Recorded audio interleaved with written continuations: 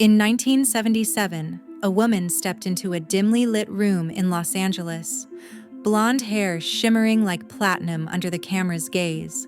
She wasn't there to act. She was there to redefine desire itself. This wasn't just a moment. It was the birth of a legend. Her name, Seka, the Platinum Princess, a name that burned bright in an era of excess and left a shadow that lingers still. This is her story. Dorothiea Hundley came into the world on April 15, 1954, in Radford, Virginia, a small town where the air smelled of coal dust and dreams felt as distant as the stars. Her parents worked for the Hercules Powder Company, crafting the spark for rockets. But their marriage fizzled out when Dorothiea was just 8. She was a tomboy, nicknamed Dottie, more at home climbing trees than chasing beauty. Yet beauty found her.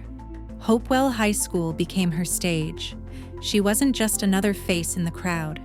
Dottie won pageant after pageant, her Cherokee and Irish roots lending her a striking, timeless allure. Crowned Miss Southside Virginia, she carried herself with a quiet confidence. But beneath the tiaras, something restless stirred. The small-town life felt like a cage.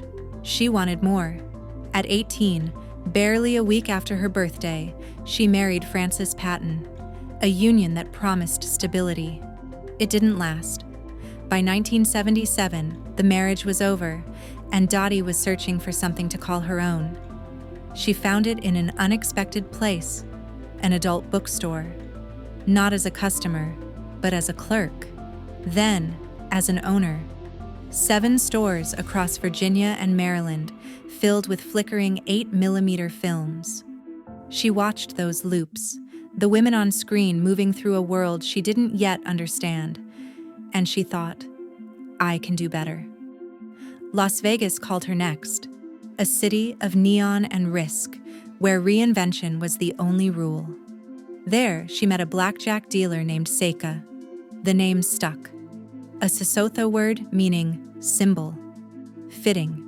For a woman who would become one. Her first photo shoot wasn't just a job, it was a declaration. The camera loved her. And soon, Los Angeles did too.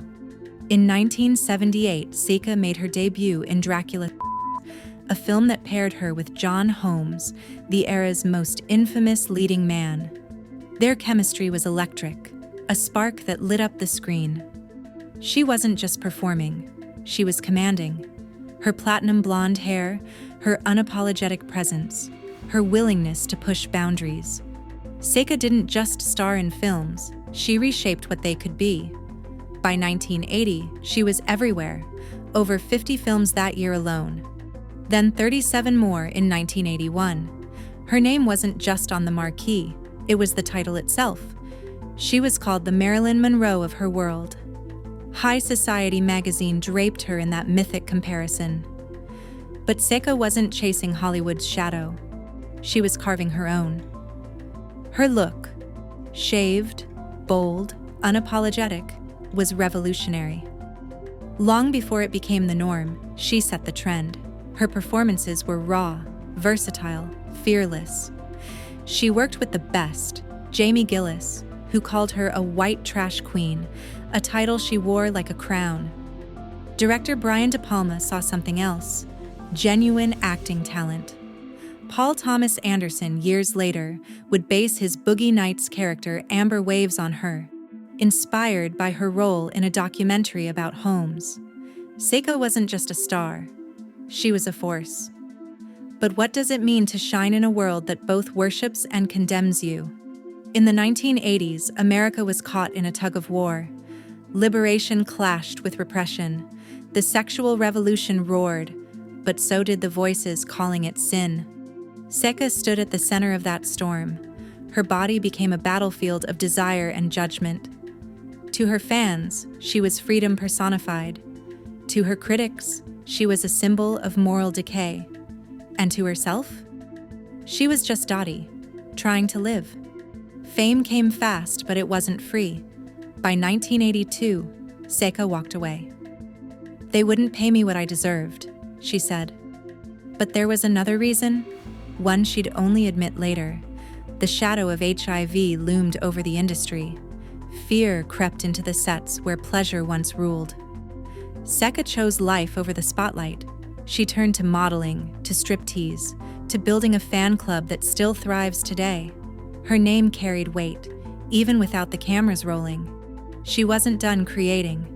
In the mid-1980s, she wrote and directed films, proving her power wasn't just in front of the lens.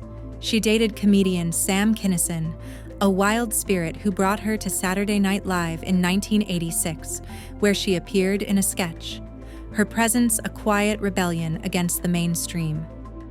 She mingled with the elite, dining with Woody Allen, who she found disheveled and dull, partying with the Rolling Stones and Bon Jovi, a lasting friendship with Whoopi Goldberg, who she visited in the hospital, ensuring the staff was fed.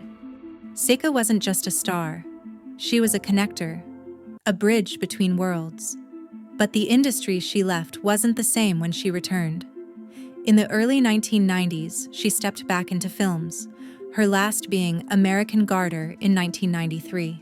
The world had changed. Her body had too. Sun damage and time had softened the Platinum Princess. Some fans didn't recognize her, others never forgot. She was 40, and the industry was moving on. But Seka wasn't one to cling to the past. In 1994, she found a new voice. Chicago's FM station WLUP gave her a platform. Let's talk about. For years, she hosted, her voice cutting through the airwaves with honesty and humor. She wasn't just talking about desire. She was talking about humanity, about what it means to want, to be wanted, to be judged. She became a local celebrity in Chicago, a city she called home for nearly 25 years. A Cubs and White Sox fan, she embraced the grit and heart of the Midwest. In 2002, two Swedish filmmakers set out to find her. Their documentary, Desperately Seeking Seka, wasn't just a hunt for a legend. It was a love letter to her legacy. It toured festivals, reminding the world of her impact. In 2007, at 52, she returned to the screen for one final scene, her first in nearly 15 years. Not because she needed to, but because her fans asked, her terms, her choice. Seka's story isn't just about one woman, it's about a time when the world was wrestling with itself. The 1980s were a paradox, glamour and grit, freedom and fear. Seka embodied that tension. She was a pioneer, unapologetic in her choices, yet shaped by a society that couldn't decide whether to celebrate or shame her. Her induction into the AVN Hall of Fame in 1997, the XRCO Hall of Fame, the Urban X Hall of Fame. These weren't just awards, they were proof of her permanence. She testified before Congress during the Meese Commission, fighting censorship. She spoke on Oprah, Phil Donahue, Morton Downey Jr. Her voice carried beyond the screen, challenging norms, demanding to be heard. She wrote her story in 2013, Inside Seka, laying bare her journey from Radford to reinvention. Not as a victim, but as a victor. What does it take to shine in a world of fleeting fame? Seka answered with her life. She wasn't just a symbol of desire, she was a symbol of defiance, of owning who you are, even when the world tries to define you. She walked through fire, not unscathed, but unbroken. Today, Seka lives quietly in Kansas City. Her fan club still hums, a testament to a name that refuses to fade. She's no longer the young woman who stared into the camera in 1977, but she's still Dottie. Still the girl who climbed trees, won pageants, and dared to dream bigger than her small town allowed. Her story asks us to look deeper, at the cost of being seen, at the courage it takes to stand in the light, knowing the shadows will follow. Seka didn't just live through an era, she shaped it. Her platinum hair, her fearless gaze, they're etched into the memory of a generation, not as a scandal, but as a spark.